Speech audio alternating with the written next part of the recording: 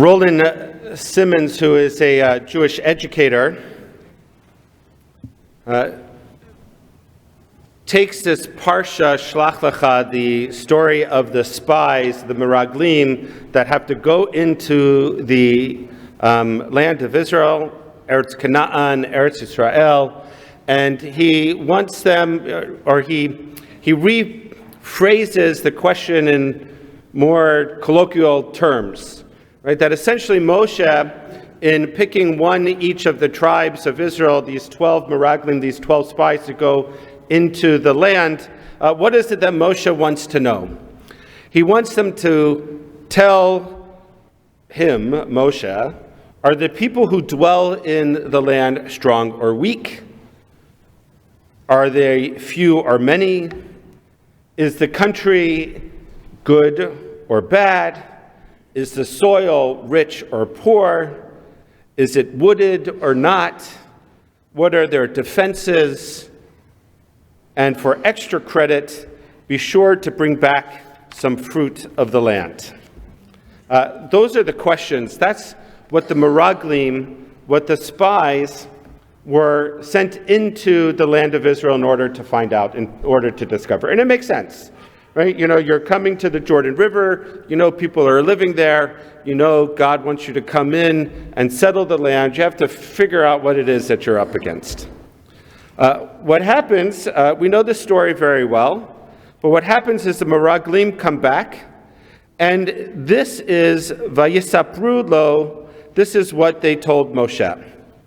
We came to the land you sent us. It does indeed flow with milk and honey, zavat chalav udvash, and this is its fruit. And here you get that big image of a bushel of grapes that has become the logo for the tourism ministry of the state of Israel. Right? This is its fruit. Like, look how great this produce is, what this land produces. However, the people who inhabit the country, they're powerful. The cities are fortified and very large. Moreover, we saw the Anakim there. We saw giants there. And if that weren't enough, the Amalekites, they dwell in the Negev. The Hittites, the Jebusites, and the Amorites inhabit the hill country. And the Canaanites live along the sea and along the Jordan. So Caleb, at this moment, Vayahas Caleb et ha'am, he hushes the people. Enough with you. Stop, says Caleb. And before Moshe, he says, let us by all means go up and gain possession of the land, for we shall surely overcome it. Ki yachol nuchal la. Yachol nuchal, that's the emphasis. We will absolutely, surely overcome. We're capable. But the other people who had gone up with him said, we can't attack these people. They're stronger than we are.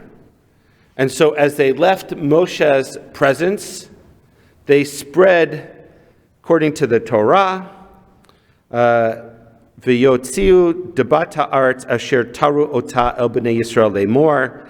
They spread the English's calumnies among the Israelites about the land they had scouted, saying, this country that we traversed and scouted is one that devours its settlers. It devours its settlers. Eretz ochelet yoshveha. And as if that weren't enough, we saw that the people who live there are great in size. V'sham ra'inu et hanifilim b'nei anak min hanifalim. They are the giants amongst the giants. And to put an emphasis on it, v'nahi be'einenu kechagavim, and we are in our own eyes as grasshoppers.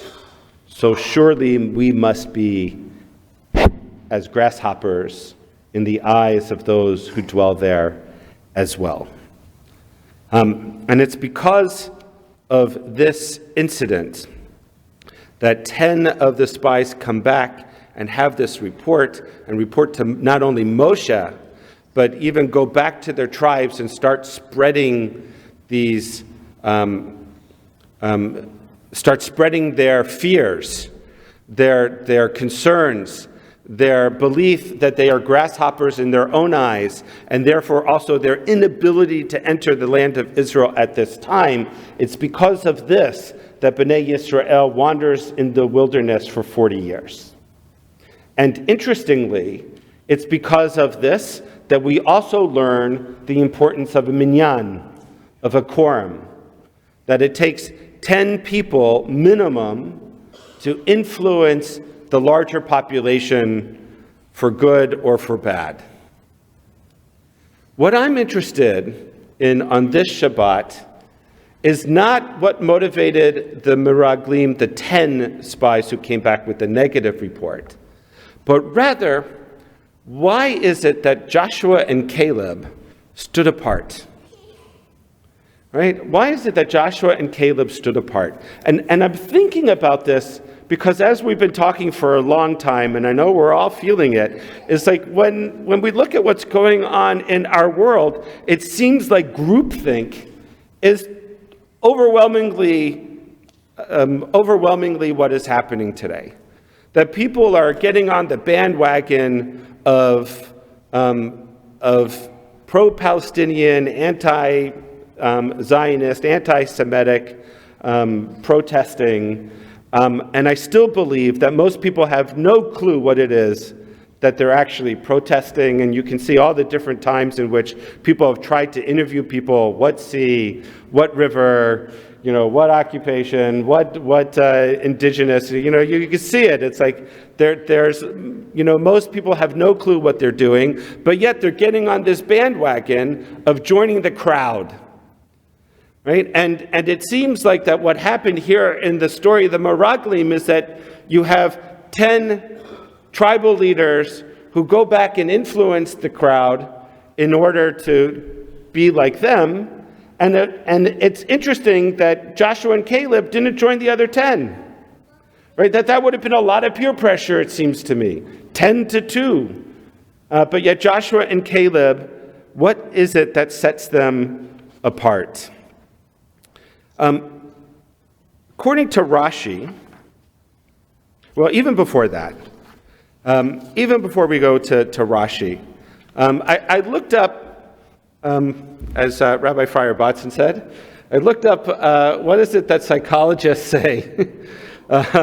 Is it that that sometimes we'll have people not follow the crowd?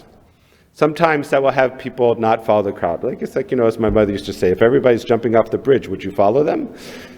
It seems today, though, that many people would. But what is it that sets Joshua and Caleb apart? What is it that sets people apart from following the crowd? And here are some of the top responses that I found. One, individuality and personal values. The importance of staying true to one's values and beliefs, despite the overwhelming pressure to conform to the majority's fearful perspective. Joshua and Caleb stayed true to their values, to their faith. 2, critical thinking. Critical thinking will lead some people to stay away from the pack. Rather than succumbing to the panic and negativity of the other spies, Joshua and Caleb critically assessed the situation. They saw beyond the immediate obstacles and recognized the potential and the promise of the land. Experience and knowledge. Joshua and Caleb's confidence was rooted in the experience that they had, the past experience they had, and their knowledge of God's faithfulness. This is one of the things that I find most difficult to understand in terms of this story. The Israelites, this is a people of all people that should have understood God's faithfulness and God's power. Right? This is the people that experienced firsthand the plagues in Egypt. They were at Sinai when Moshe received the Excerpt HaDibrot. They wandered through the wilderness when manna fell because there wasn't enough food. If this people of all people can't understand and maintain faith in God when they come to the River Jordan to enter the land of Israel, who will? But yet Joshua and Caleb maintained their confidence in God through those experiences. Fear of negative outcomes. The 10 spies focused on the potential negative outcomes, which paralyzed them and the community with fear. In contrast, Joshua and Caleb acknowledged the challenges, but emphasized the positive possibilities and the assurance of God's support. Their balanced perspective encourages us to overcome fear, to act with faith and optimism. The Talmud has a very wonderful, important teaching on this point, that a person should always be pliant like a reed and not rigid like a cedar. A cedar, when it falls, it breaks and falls.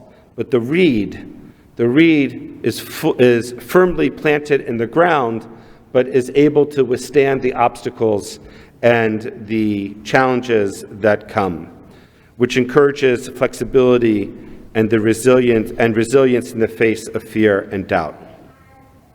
Psychological traits. Joshua and Caleb exhibit certain psychological traits: high self-esteem, confidence, a strong sense of independence, which enable them to resist the pressure to conform and to inspire others to rise above their fears and doubts. And finally, moral and ethical reasons. Ultimately, Joshua and Caleb's stance is driven by their moral and ethical commitment to God's command. They believe that following God's directive is the right course of action, regardless of the opposition they face. And this highlights the importance of upholding our ethical and moral principles, even in the face of adversity. Midrash in Sifra Devarim, for example, praises Joshua and Caleb for their unwavering commitment to truth and to righteousness.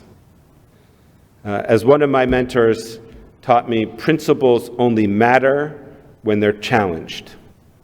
It's easy to believe in something when it's not challenged. It's much harder to stand up for something when 10 people are telling you one thing and you and perhaps another person are telling yourselves and others something else. So those are some of the psychological reasons why Joshua and Caleb stood apart. And we see an echo of them within our own religious textual tradition, as in the Midrash that I just quoted, or the Talmud in the example of the reed. Rashi brings an interesting answer to this question as to what is it that brings Caleb and Joshua to stand apart. He comments on the words Vayechu vayavo, and they went and came to Moses. And he asks the question, what is the force, what is the meaning of the word "and they went"? Because this story is really all about when they return. So why afterwards make any reference to their going on the journey, is how Rashi sees this. And he answers, it's intended to compare their going with their coming to Moses. How was their coming to Moses? How was it when they came to Moses at the beginning, when Moshe was going to send them out into the land? According to Rashi, they had already conspired with each other in order to come back with an evil report.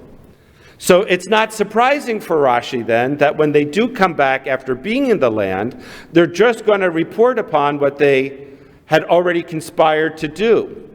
they were, from the very beginning, no matter what they saw in the land, they were not prepared to enter it. And that's what we see in the report of the return. They said, yes, it is a land flowing with milk and honey. Yes, look at its produce. Yes, it has all these wonderful things. Nevertheless, we're not ready to enter. That's Rashi's answer. That what sets Joshua and Caleb apart is that they didn't participate in the conspiracy lahatchila from the beginning. So therefore they weren't influenced by it when they came back. And a little bit later, on a different verse, Rashi, or rather earlier in this sequence, chapter 13, verse 16, Rashi points out, Vayikra Moshe leHoshea v'Gomer. And Moses called Hoshea, the son of Nun, Yehoshua. Moshe changes here Joshua's name from Hoshea to Yehoshua. He adds a yud. Other person who had a name change in our tradition, Avraham, who gets a hey, and Sarah, who gets a hey. The hey is God's name. The yud is also part of God's name. So even before the spies go out, Moshe changes Joshua's name. He adds the yud, which is a compound of yud hey. May God save. In effect, Moshe is praying for Joshua.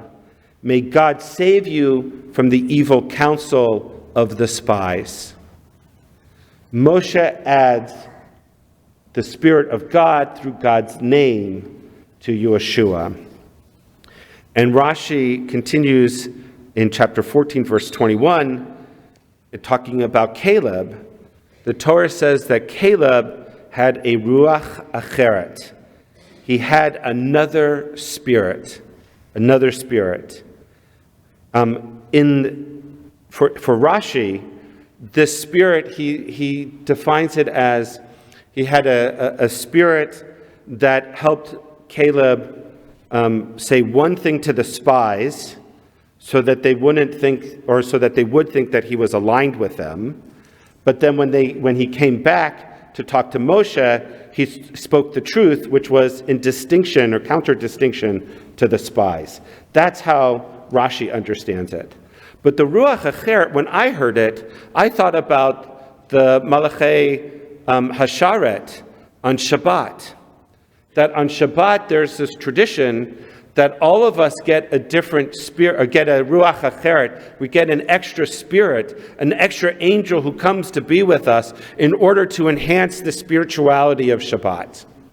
When Havdalah comes, one of the reasons why we have the bisamim, the spices, is because they function as a smelling salt. Right? When that extra soul leaves us, there's a letdown. And so the bisamim come to raise us up again. And what I heard from this, both from the name change of Moshe for Joshua, but also this Ruach Acheret for Caleb, is that for me, what sets them apart from the others was the infusion of an additional dose of Jewish identity, of God's spirit, of spirituality, of God's presence, of mindfulness, of whatever you want to call it. Right? It elevated their sense of commitment to God and their belief in God at a moment in which people perhaps would be concerned about what's happening and where it's so easy to follow along with the crowd. And what that had me thinking about are all the people at this moment who are not following the crowd. All the people who are taking a risk. And many people that have come to me, and I know to you, Rabbi, and to others, many people that have lost friends and business associates and difficult family conversations over this moment that we're in, and where the crowd seems to be aligned against rational, critical thinking, the Jewish people and Zionism. What is it that causes people to take the stand, literally. People like Claire Frankel from McGill University, who stood before the Justice Committee on the Hill, and who said in testifying about anti-Semitism on the university campus that she believed that the students are demonstrating for right reasons, meaning they're demonstrating for peace, for the end of war, etc. Those are all good, worthy reasons.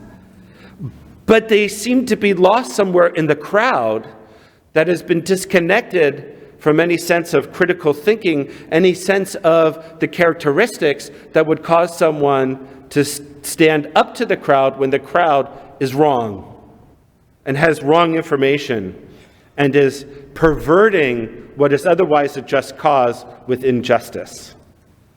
As she testified, what she's hearing on college campuses, that all Zionists are racist, that all Zionists are terrorists, that there's one solution, intifada revolution, and that the Jews, the Israelis, should leave Palestine and go back to Europe.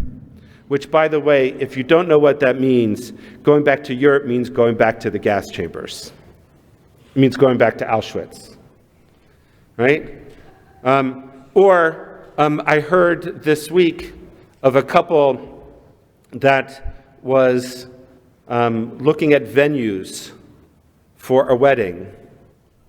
And the one wedding venue, the dance area is semi-public, right? It's not totally private, it's semi-public. And they were told, by the way, you really shouldn't have a horror in this place, right? This is what's going on in our city.